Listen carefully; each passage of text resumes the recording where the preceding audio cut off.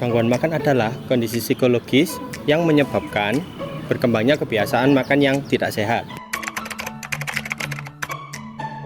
Berikut ini merupakan beberapa kondisi psikologis yang sangat kompleks yang dialami oleh individu yang mengalami eating disorder. Yang pertama adalah kondisi secara genetik, yang mana kondisi ini merupakan perubahan hormon yang sangat bisa disebabkan oleh karena adanya faktor keturunan dari orang tua. Kemudian yang kedua adalah faktor kondisi psikologis, yang mana body image ini menyebabkan individu tersebut merasa tidak puas dengan kondisi tubuh yang mereka punya. Kemudian yang ketiga adalah kondisi psikologis secara sosial, yang mana judgement atau penilaian secara sosial ini membuat perasaan anxiety atau kecemasan bagi seorang individu, sehingga individu ini mengeluarkan atau menimbulkan simptom ataupun gejala dari eating disorder. Kemudian berikutnya adalah faktor resiko munculnya gangguan makan, yakni terkait usia dari remaja sampai dewasa, kemudian jenis kelamin. Contoh kecenderungannya adalah pada wanita. Mengapa? Karena adanya standar kecantikan, kemudian faktor psikologis seperti anxiety, kemudian faktor pekerjaan, tuntutan pekerjaan seperti menjadi seorang model. Dari situ bisa memunculkan pola makan yang tidak sehat dan akhirnya memunculkan gangguan makan. Selanjutnya yaitu jenis-jenis gangguan makan. Yang pertama yaitu anoreksia nervosa. Anoreksia nervosa merupakan keinginan untuk menolak makanan. Dan yang kedua yaitu bulimia nervosa. Bulimia nervosa yaitu keinginan untuk memuntahkan makanan. Dan yang ketiga yaitu binge eating. Binge eating yaitu kesulitan untuk mengatur pola makan, cenderung memiliki pola makan yang banyak, namun memiliki perasaan bersalah ketika setelah makan. Nama saya Nuritalia, kami dari kelompok 6 psikologi abnormal bertujuan untuk menjadi sahabat sebagai narasumber dari wawancara kami. Sebelumnya izin bertanya, apakah sebelum jadi dosen Bapak pernah menjadi praktisi psikolog dan bagaimana? Nah saya kurang lebih 3 tahun di Dinas Kesehatan Surabaya. Baik, pertanyaan kami selanjutnya akan mengenai gangguan makan. Yang pertama, apa yang bisa kita lakukan untuk mengurangi risiko atau terhindar dari gangguan makan? Gangguan makan berarti upaya pencegahan. Iya. Saya tanya balik dulu sebelumnya. Tadi, jadi gangguan makan anoreksia sama bulimia itu faktor utamanya itu pada ranah apa? Karena penampilan, jadi kurang jadi pada penampilan. Jadi penampilan kan, berarti sebuah perubahan perilaku dilakukan dengan baik karena mindset yang kurang tepat. Mindset dari orang yang mengalami itu apa? Menganggap berat badannya berlebih sehingga mengurangi makan secara ekstrim. Ya, jadi menganggap bahwasanya penampilan itu harus menjadi yang karena yang slim, ya tidak mau mengalami perubahan berat badan secara ekstrim. Berarti akar permasalahannya berada di pola pikir. Pola pikir berarti itu kan masuk pada kaidah kognitif, di mana harus dirubah pola pikir seseorang bahwasanya yang lebih utama itu penampilan atau kesehatan atau kolaborasinya, penampilan yang bagus dengan kesehatan yang utama. Itu harus seimbang, nggak boleh dua-duanya. Jadi cara pencegahannya bahwasanya mindset atau promosi-promosi yang harus diberikan kepada masyarakat umum adalah pola hidup sehat itu lebih utama. Tubuh yang bagus itu adalah imbas dari pola hidup sehat. Nah, itu pasti berkaitan. Nah, prosesnya kamu sudah menjaga pola hidup, pasti hadiahnya ya tubuh yang ideal.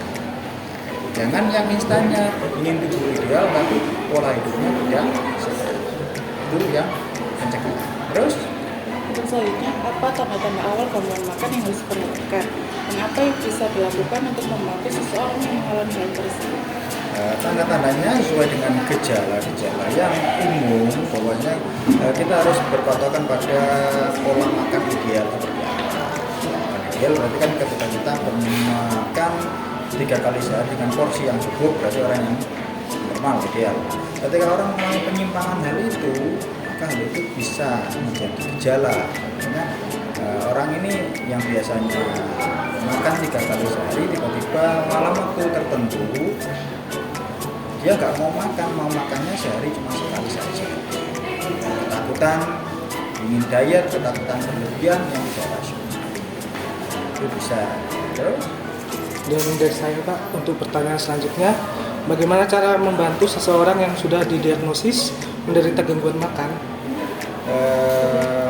Berarti kan ini masuk pada treatment atau intervensi pada orang yang mengalami gangguan makan.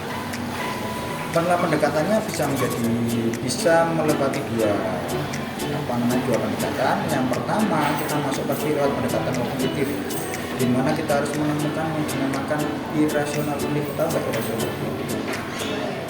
Mengatakan kognitif sudah belum?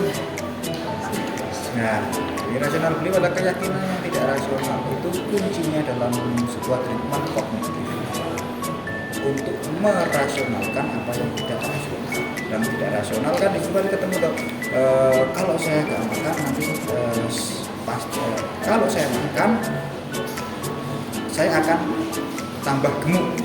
Kalau saya makan berat badan saya akan meningkat. Berarti kan itu pandangan yang tidak harus meneruskan dulu bahwa makan itu bukannya wajib, bukan hanya itu. Orang kurus pun juga butuh makan. Apakah orang kurus gak makan?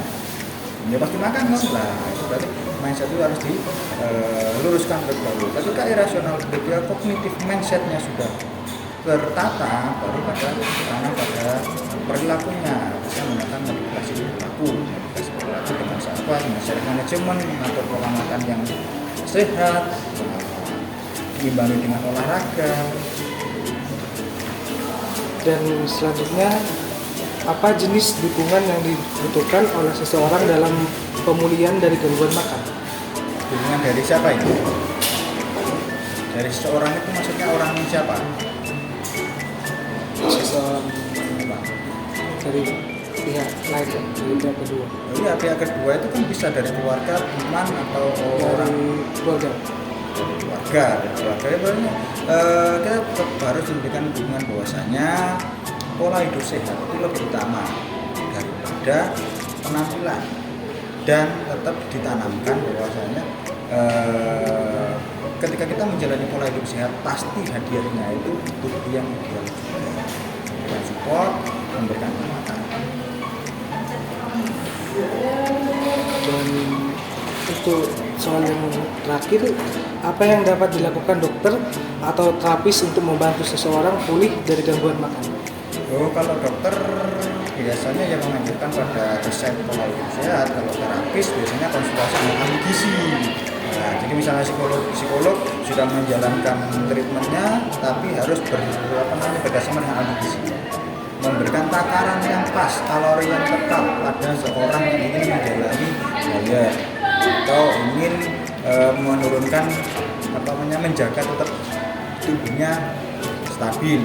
Nah, itu ada takarannya yang pas, karena menu diet itu tidak semuanya bisa digunakan semua orang.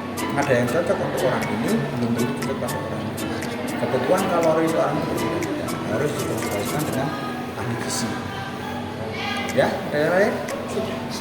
Oke. Sekian dari pertanyaan dari kelompok kami. Terima kasih pada Bapak Lukman karena telah meluangkan waktunya.